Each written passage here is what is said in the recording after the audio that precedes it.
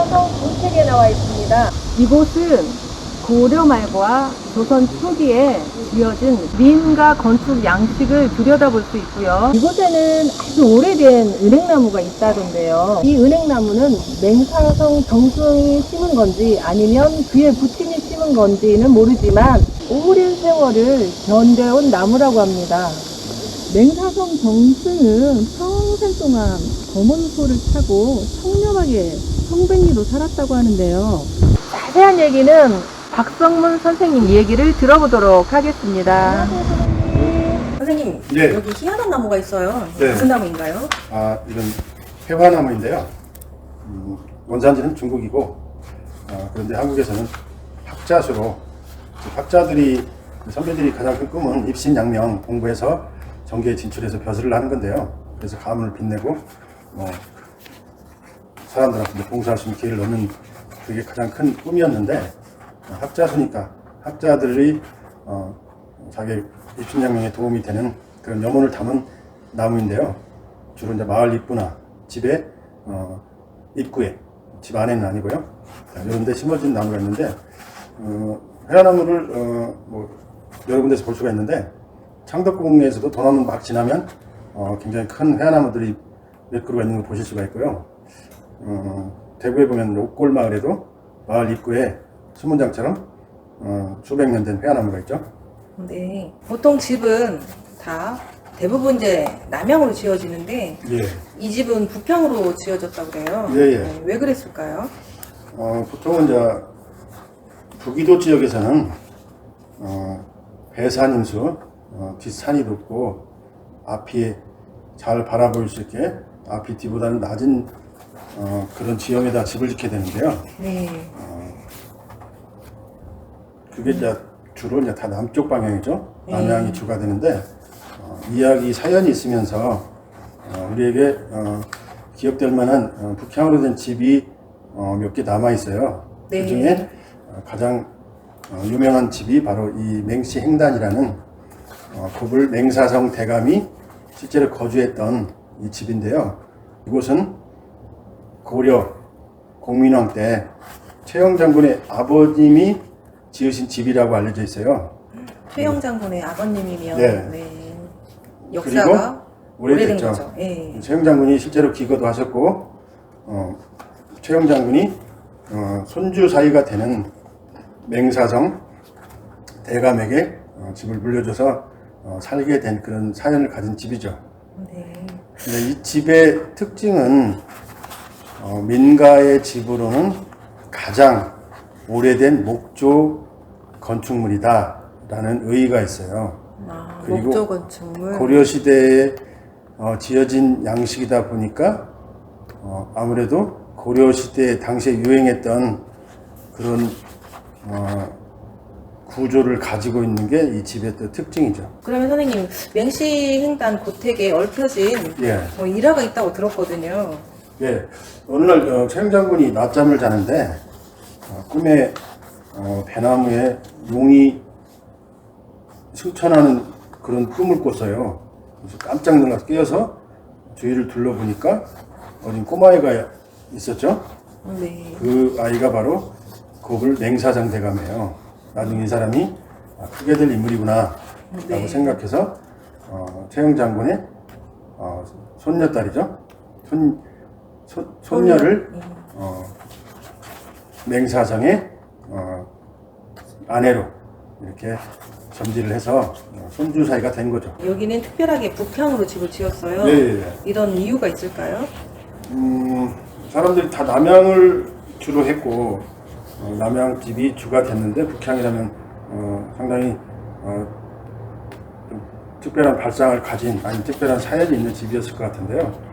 제가 짐작으로는 아마 풍수적인 거 그리고 이 주변의 지형에 맞게 집을 짓다 보니까 그러지 않았을까. 지금 이 집의 뒤편에 주산으로 설아산이거든요. 주산으로 설아산. 예, 그리고 앞쪽에 안산이 배방산이에요. 배방산. 예, 그리고 설아산에서 물이 내려오는 이 계곡물이 득수가 이 앞쪽으로 해서 이렇게 빠져나가는 구조다 보니까 방향만 소위 말하는 북고 남저가 아니고 남양이 아니지만 풍수로서의 요건은 갖추지 않았나. 그래서 이 주변의 지형에 맞게 짓다 보니까 북향집이 되지 않았을까 짐작을 하게 되네요. 소의 혓바닥 모양으로 장식을 둔 부분을 초입공이라고 하거든요. 두 개가 있으면 이공 이렇게 이제 숫자만 늘어나서 명칭이 달라지는데요. 그 위에 기둥의 머리 부분에 받쳐진 대전 모양으로 된 나무가 있을 거예요. 네네네. 예, 그걸 주두라고 해요. 아, 그 주두. 자, 그런데 그 옆에 또 주두하고 비슷하게 생긴 모양이 두 개 있잖아요. 네네. 주두하고 모양도 기능도 다 같아요. 역할은 좀 차이가 있겠죠. 주두는 더 많은 무게를 받는 그런 차이가 있고 그 외에는 모양은 다 같죠. 네, 좀 작지만, 그런데 주두 옆에 있는 이 작은 대전 모양은 소로라고 해요. 소로. 소로. 네, 소로. 그리고 이 동그란 부재를 돌이라고 하는데 돌이 그 밑에 받치는 나무를 장여라고 해요. 돌이 장여. 예, 네. 장여를 받쳐주는 거죠. 장여를 받쳐주는. 받쳐줘요. 네. 받쳐주는 역할을 돌이 장여. 하고 있어요. 왜 이런 장식들이 필요했을까요?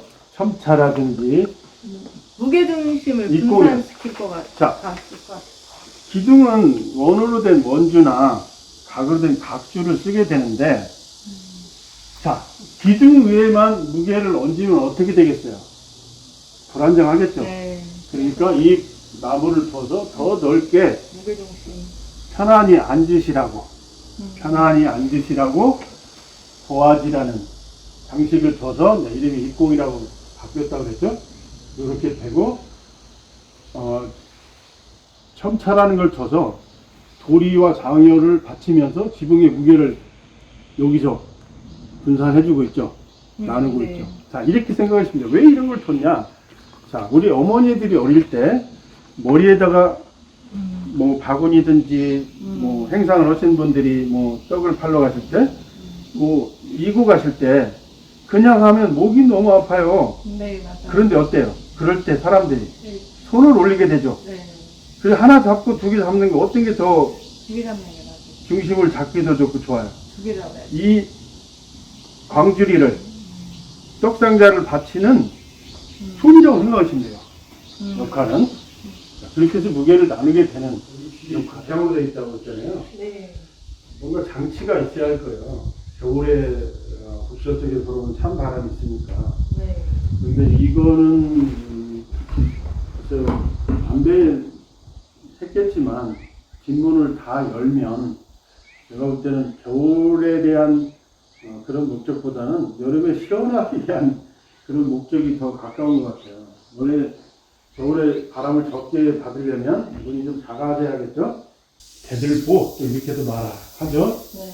그 위에 조그만하게 세로로 받쳐진 나무를 동자주라고 해요. 동자주. 아이 동자를 써서 기둥인데 조그만해요. 조그만. 크기가 동자주. 키가 작아요. 그래서 동자주라고 하고 동자주. 여기도 역시 첨차를 사용하고 주두를 사용하고 이렇게 했죠.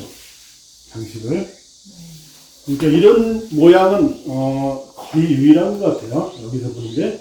그리고 보가 또 다시 하나 더 올라가 있죠. 네. 이거는 중보라고 그러는데 그 위에 또 기단하게 지붕을 받치는 구조를 장여 도리, 저도 역시 돌이에요. 돌이. 네. 네. 돌이. 받치는 네. 방식으로 되어 있고 똑같이 돼 있고요. 그 밑을 받치는 나무를 대공이라고 해요. 대공. 네, 뭐 꽃 모양으로 할 때는 뭐 화반 꽃 모양으로 할 수도 있고 뭐 여러 가지 장식적 요소를 할 수 있는데 이 모양도 아주 좀 특이한 모양 같아요. 선생님, 맹사성이 예, 평생 동안 검은 소를 타고 다녔다고 하더라고요. 예. 그러면 그거하고 무슨 연관이 있을까요? 그렇지는 않을 걸로 봐요. 이 한옥의 건축은 삼국시대부터 내려온 건데, 도굴 맹사성 대감이 삼국시대부터 살았던 분은 아니니까, 제가 이제 듣는 바로는 그분이 신체적으로 약간 핸디캡이 있지 않았나. 몸이 약간 좀 구부정한 부분 모양에서, 보행이 좀 자유롭지 않을 수도 있었겠다라는 생각 때문에 소의 도움을 받지 않았을까 뭐 그런 그래서 생각을 검은 하게 소를 됩니다. 타고 다니고 그죠? 네. 9구 느티나무 궤. 그래서 9그루의 느티나무를 정자 주변에 심었다고 해서 구계정이에요. 자, 그런데 지금은 다 죽고 이제 2그루만 남았다고 하는데, 조선의 3정승이죠. 황희, 조선 세종 때요. 황희, 권근, 맹사성 3명의 정승이 모여서 정사도 논의했다고 하는 역사적인 정자니까 거기 한번 가보시죠.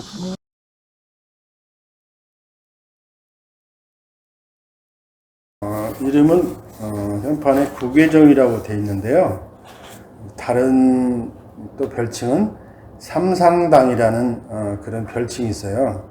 자, 삼상이라는 말은 삼정승이 정사를 논했던 곳이다 라는 뜻에서 삼상당이라고 현판을 붙였고요.